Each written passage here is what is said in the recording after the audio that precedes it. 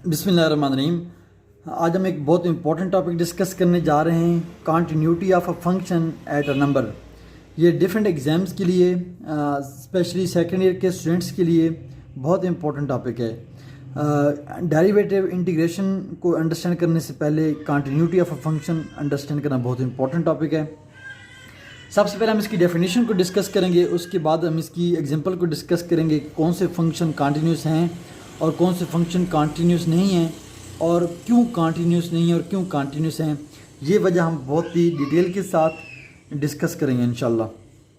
सबसे पहले हम देखते हैं इसकी डेफिनेशन। कंटिन्यूस फंक्शन की डेफिनेशन क्या है। कोई फंक्शन है f, वो अलजेब्राइक फंक्शन है। A function f is said to be continuous at a number c if and only if following three conditions are satisfied.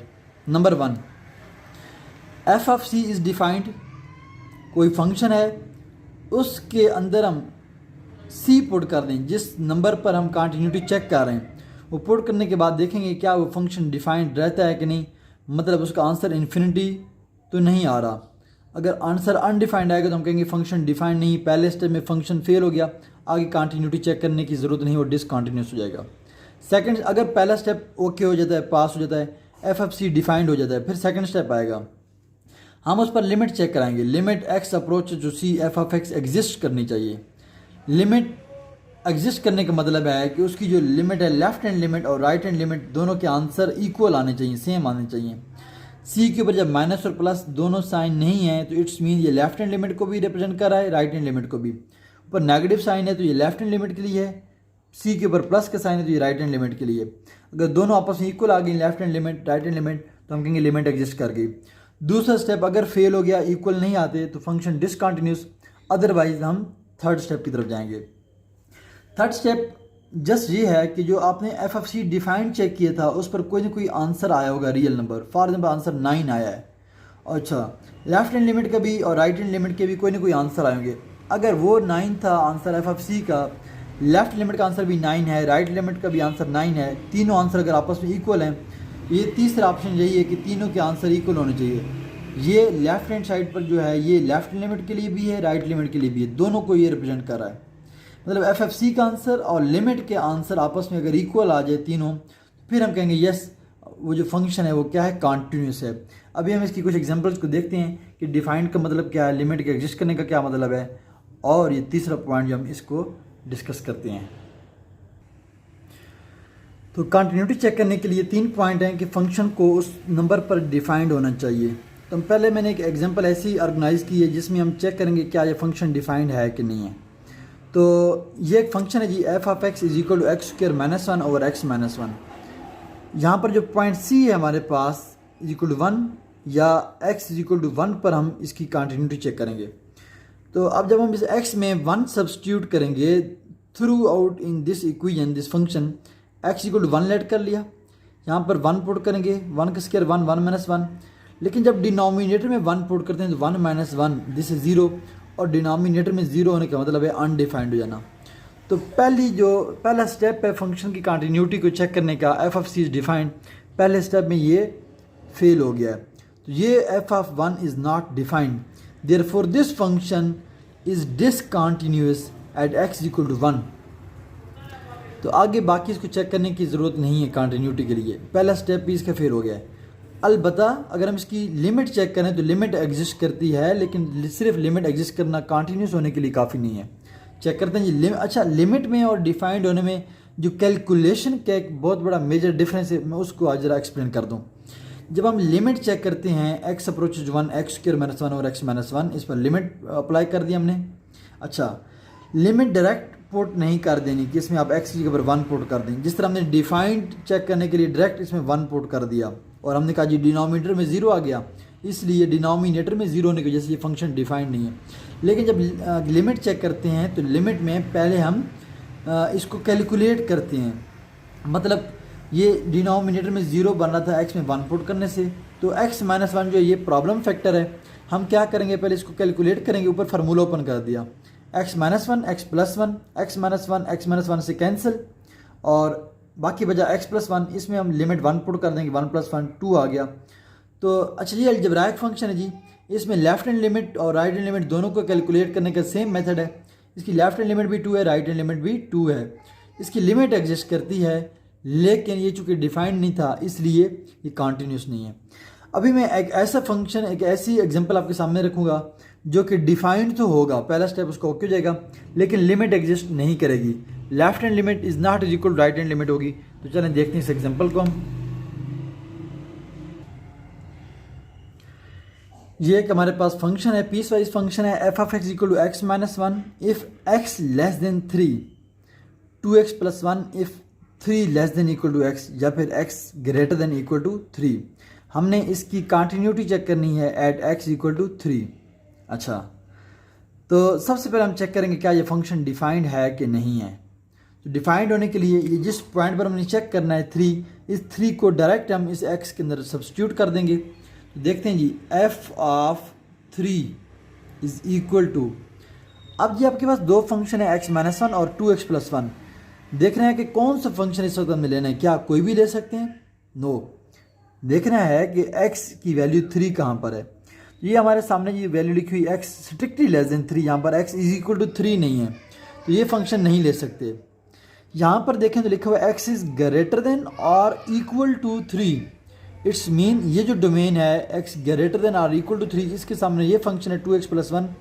तो हम इस फंक्शन में x की वैल्यू 3 पुट करेंगे x की जगह पर।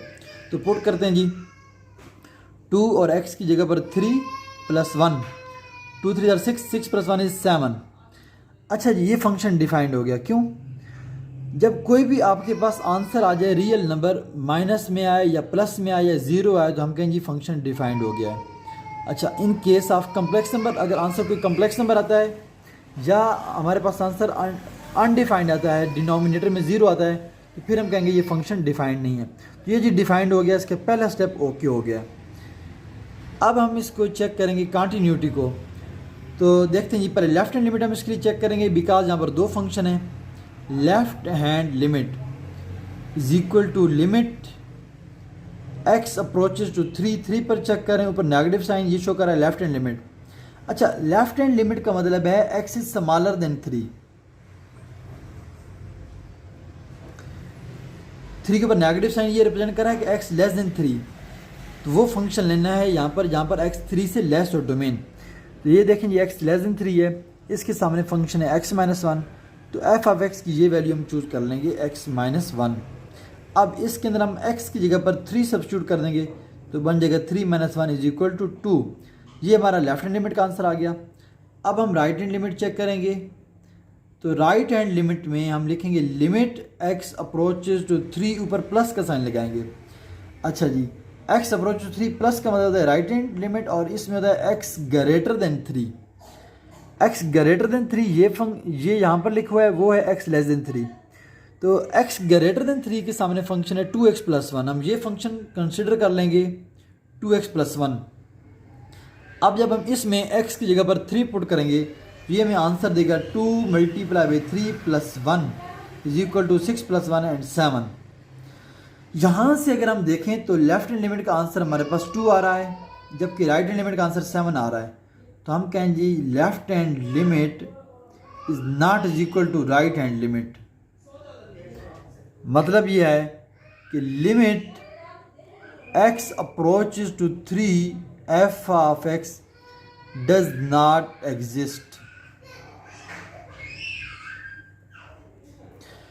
ये जो फंक्शन है ये डिफाइंड तो है x3 के ऊपर, आंसर 7 आया, लेकिन इसकी लेफ्ट हैंड लिमिट और राइट हैंड लिमिट आपस में इक्वल नहीं आ रही। इस वजह से ये फंक्शन डिसकंटिन्यूअस है, क्योंकि इसकी लिमिट एग्जिस्ट नहीं कर रही।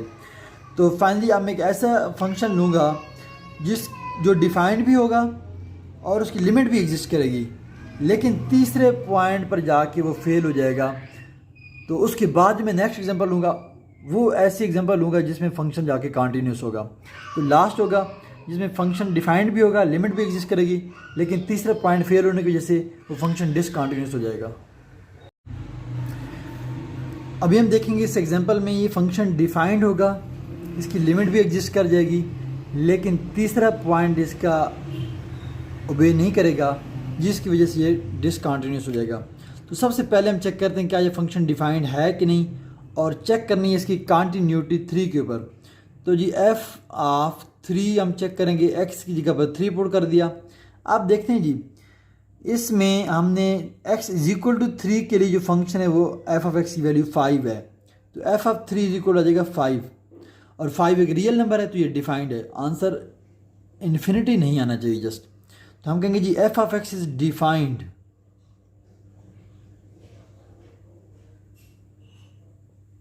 Eight x equal to 3। पहला स्टेप ओके हो गया। सेकंड स्टेप, अब हम इसकी लेफ्ट हैंड और राइट हैंड लिमिट चेक करेंगे। अच्छा जी x इज इक्वल टू 3 के लिए 5 है। आप देख सकते हैं अगर ये हमारे पास यहाँ पर x की वैल्यू 3 है तो 3 से राइट साइड पर लिमिट चेक करनी है और लेफ्ट हैंड साइड पर लिमिट चेक करनी है।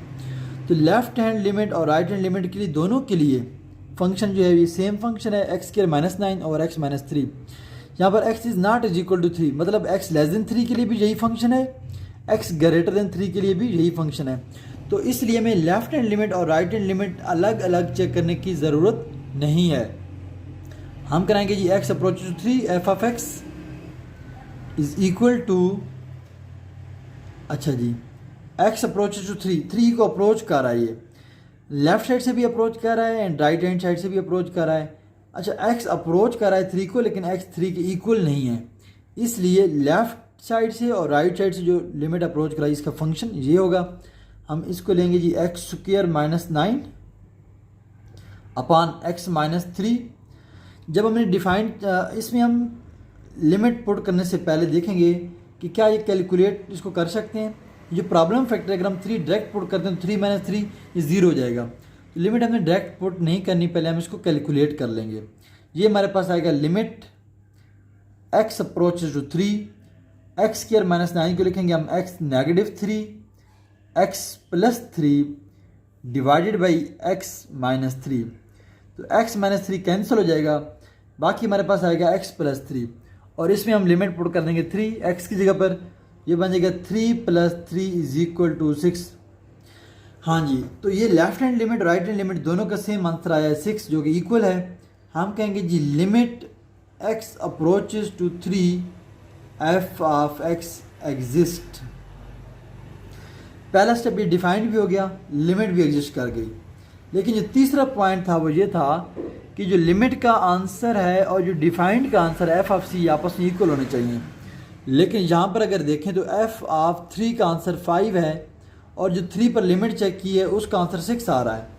5 और 6 आपस में इक्वल नहीं है, तो हम यहाँ पर ये कहेंगे कि f of 3 is not is equal to limit x approach to 3 f of x. तो तीसरा पॉइंट फुलफिल नहीं हुआ, इस वजह से f of x is discontinuous at x equal to 3। Finally अब फंक्शन कंटिन्यूस कब होगा? जब ये तीनों पॉइंट ओके हो जाएंगे।